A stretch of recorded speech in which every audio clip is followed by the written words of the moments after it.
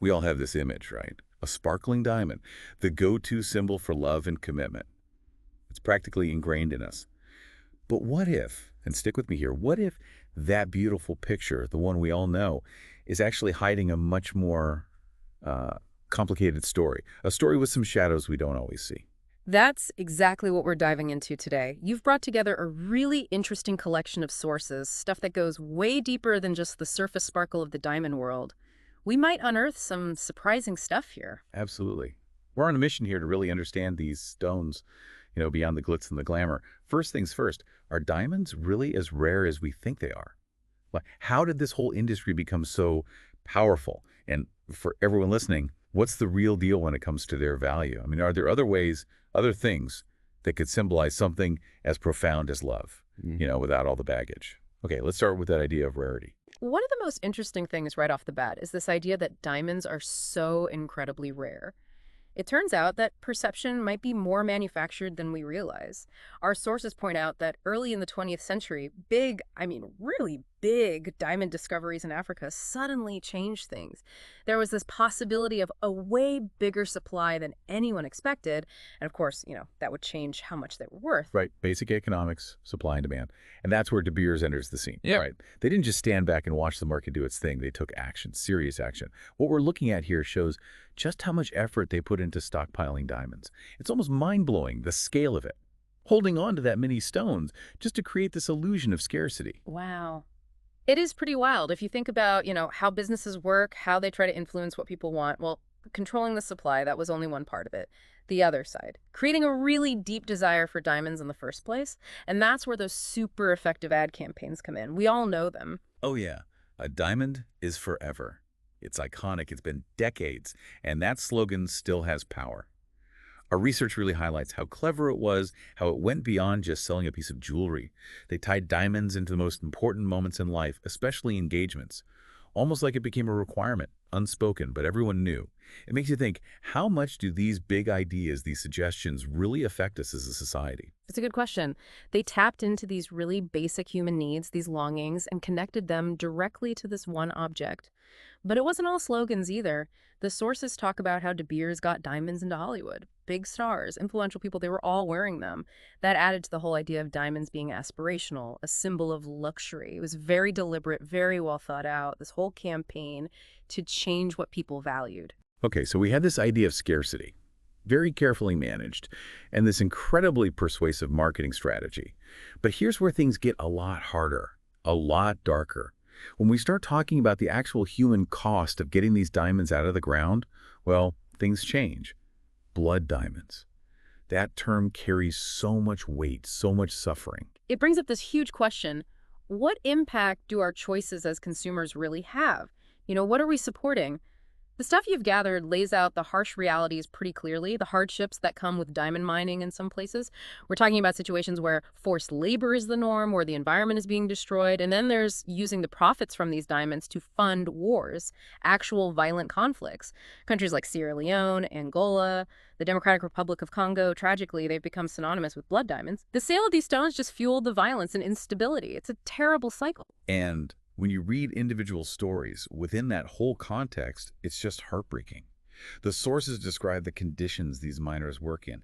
It's awful. It's dangerous. Even children working in these mines. And for what?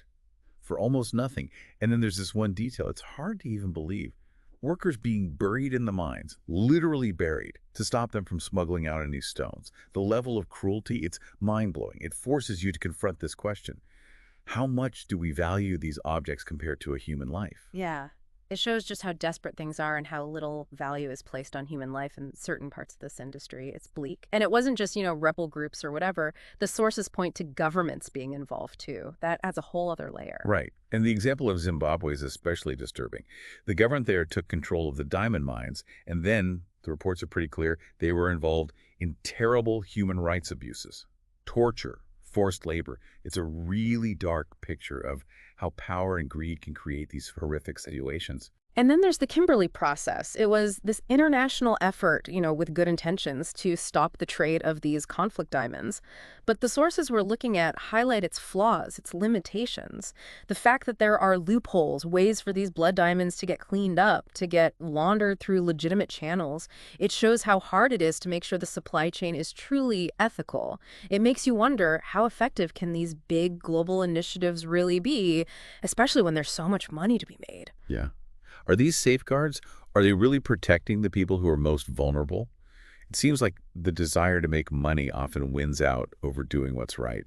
Okay, let's shift gears a little bit, but still staying within this whole idea of how we see diamonds.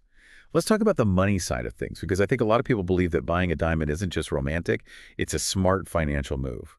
This is where things get really interesting, where the image, the beautiful image of diamonds, really clashes with the financial reality. What we've been reading here, it clearly shows that diamonds, generally speaking, are not a good investment, especially when you compare them to other precious things like gold. Yeah, that's a good point.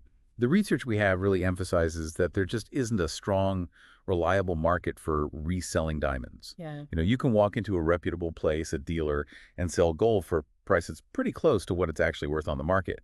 But with diamonds, it's like you're going to get back a tiny fraction of what you paid. It makes it seem like that original price was way too high in the first place, almost like an inflated bubble. Exactly. Gold has inherent value. You can melt it down, reshape it, reuse it, and you're not going to lose much value. Diamonds, they lose value like crazy once someone buys them.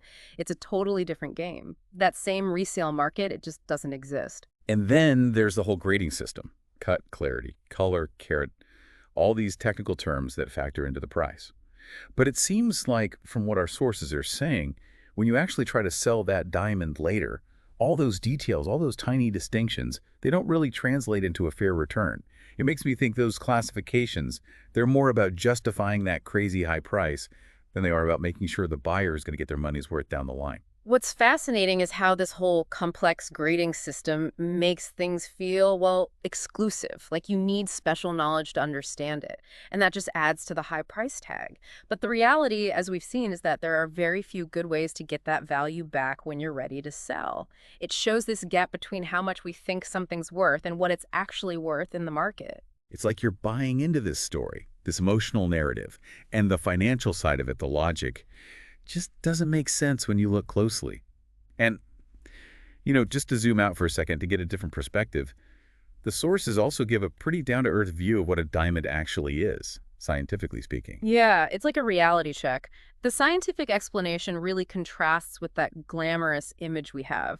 A diamond, when you boil it all down, is just carbon atoms arranged in a certain way, in a crystal structure. Oh, It's yeah. a cool natural material, no doubt, but it's not some indestructible, eternally valuable thing. That part about diamonds turning into carbon dioxide under extreme heat, but gold staying stable, that's pretty striking. It makes that whole diamond is forever idea kind of crumble, not just financially, but physically too. It makes you think about the words we use, the stories we tell about these objects. It makes us really ask ourselves, what do we truly value? What makes something precious? Is it that it's actually rare? Is it the physical stuff it's made of? Or is it the meaning we give it, the cultural and emotional baggage we attach to it as a society? And that brings us to a really important part of this whole discussion: the alternatives. Because if you're listening to this and thinking, maybe a mined diamond isn't the best choice for me, what else is out there? The research we've done points to a growing awareness of the ethical and financial issues, and it highlights some pretty compelling options. Lab-grown diamonds, that's a big development.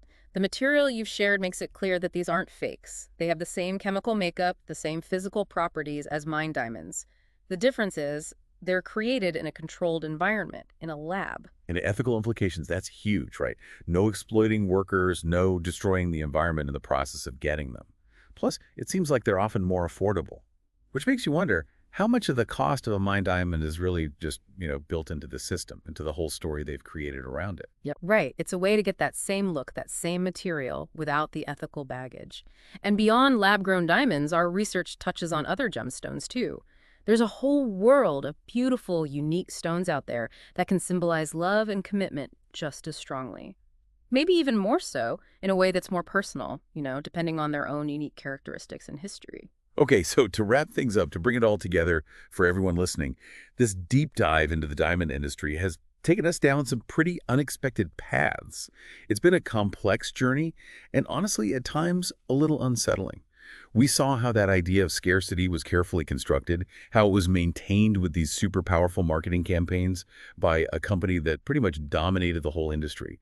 We looked at the really difficult history of exploitation, the horrible impact of conflict diamonds. We talked about how most people don't understand the financial side of diamonds, how it's not what they think. And we even zoomed out to look at, from a purely scientific view, what a diamond actually is. Yeah. And what comes out of all this, what our sources really show, is that this traditional idea that diamonds are the ultimate symbol of love and commitment, that's a story that's been shaped by marketing more than anything else. And maybe, just maybe, that's come at the expense of understanding the whole picture, the ethical side of things. So here's a final thought, something to chew on. Knowing everything we've talked about today, is our obsession with diamonds as a culture really justified? What does it really mean for something to represent love and commitment, something that's so personal? Is it about sparkle, about how rare we think something is? Or is it about the values behind it, the intentions behind that symbol? Maybe this is a chance to look past the stories that a powerful industry has told us for so long and to figure out what truly matters to you, what holds real meaning.